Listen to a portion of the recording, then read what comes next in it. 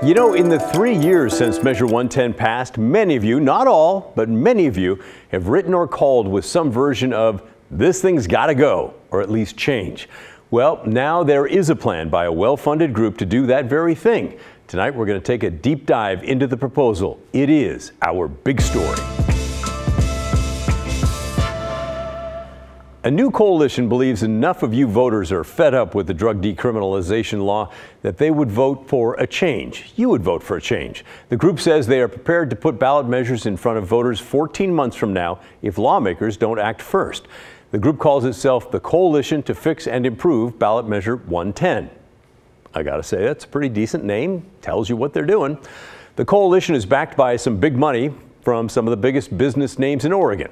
More about that in a moment. The group says it does not want to get rid of 110 completely, but it does want to recriminalize possession of hard drugs. Oregon voters approved Measure 110 in the year 2020. It decriminalized possession of user amounts of all street drugs. It took effect as fentanyl flooded Portland and the rest of the country. The result? Well, you've seen it if you've been downtown. Open air drug markets and drug use on the streets of Portland and record overdose deaths in Oregon. 3 years later, polls show many of you are indeed ready for a change. Washington County District Attorney Kevin Barton says enough is enough. It's needed because we're failing our communities right now. We've got people who are dying from overdoses. We've got children and teens who are exposed to drugs, and we have communities that are struggling with increased crime. This is an urgent issue where we have to help our Oregonians out and move us forward so we can promote people getting into treatment and recovery. Max Williams is the leader of the effort. He's the former director of the Oregon Department of Corrections and most recently led the Oregon Community Foundation.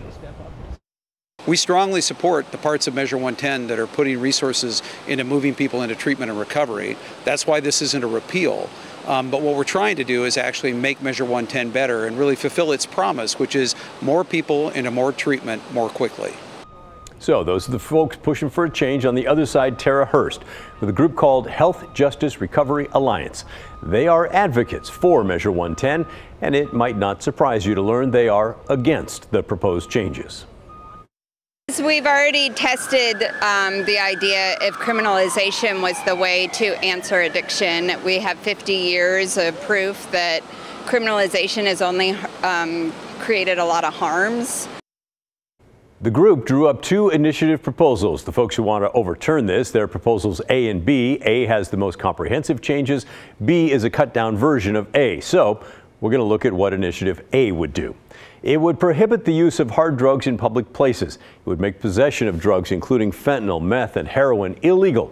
It would require addiction treatment. It prioritizes diversion, treatment, and recovery over prosecution and jail.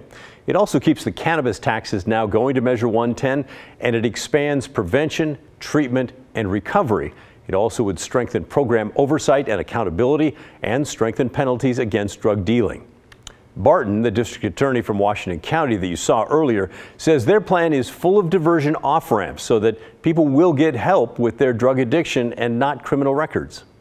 So there are a lot of new things that we're proposing. So part of what we're proposing is to include misdemeanor crimes as a motivation to ensure that people have the accountability to be supervised and engaged in treatment.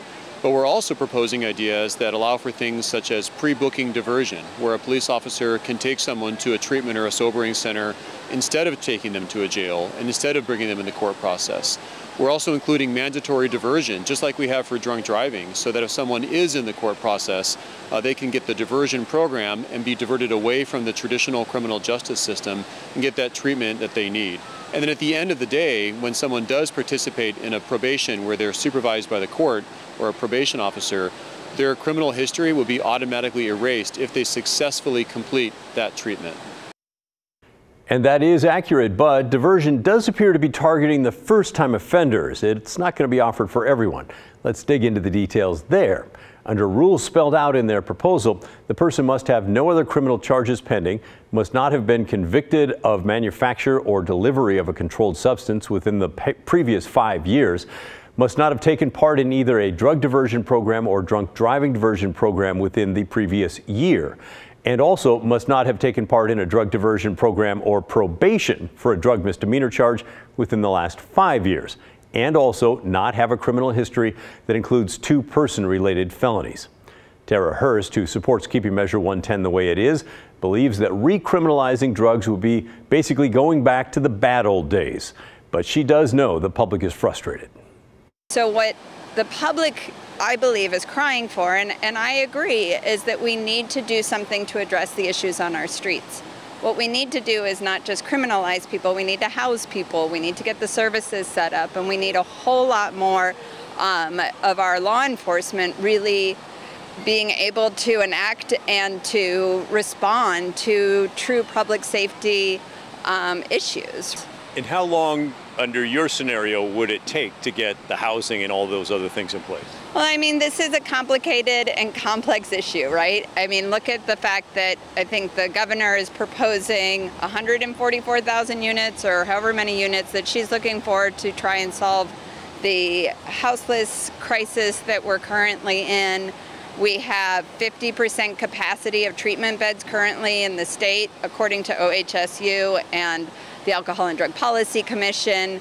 So we've got a lot to get online, but we have to do that whether we're criminalizing people or not. The question is, do we spend money on criminalization, or do we just invest that money directly into the care that people need? Will it take a while? Yeah, of course it will, but we've been responding to 50 years. I'm going to say it's going to take more than a year and less than 50. Okay, but the organizers of this new coalition say, listen, it's already taken too long. Yes, the money is getting out, and we think that's awesome. There are a lot of great treatment providers, and we need to build a deeper and bigger and a more robust treatment infrastructure, and we're not trying to disrupt that with this measure. But what we would say is people are dying. It's been in the law now for 3 years. It's time to act. The coalition has more than $700,000 to get things moving. $300,000 came from Tim Boyle, who runs Columbia Sportswear, $200,000 from Nike founder Phil Knight, $100,000 from the Goodman family, which has properties in Portland, and $50,000 from businessman Ed Miletus and $50,000 from businessman Jordan Schnitzer. The proposal would also take all the money from Measure 110 away from the Oregon Health Authority and instead run it through the Alcohol and Drug Policy Commission. Then that group would dole out the money to counties, cities, school district, tribes, and behavioral health recovery networks.